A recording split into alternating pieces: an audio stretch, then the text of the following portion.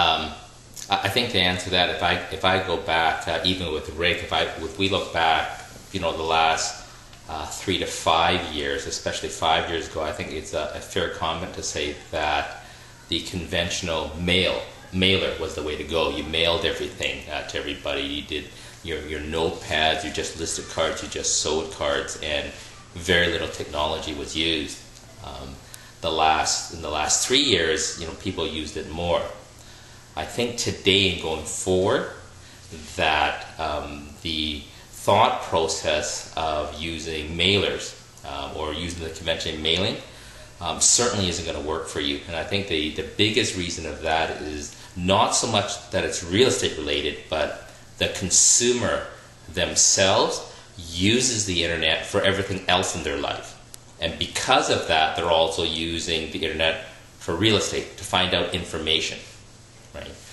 I think one of the biggest problems that I see out there most of the times when you go to websites related to real estate, it's more geared to personal marketing about the individual than what the consumer wants. Because in fairness, I don't believe initially the consumer cares about the individual realtor.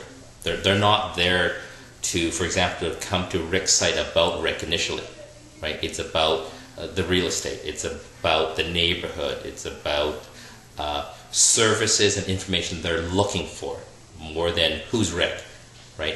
I think that if they find value in those things, then they're going to say, well, this individual provides me, with knowledge that I'm looking for, and for that I appreciate that, and I'm wanting to deal with them.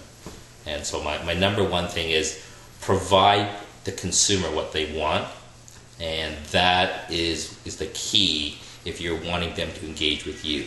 Other than to say, I'm the greatest, I'm number one, I sell the most, all these stuff, because frankly, I really don't, I wouldn't care as a consumer, right? Because that's not what I'm looking for initially.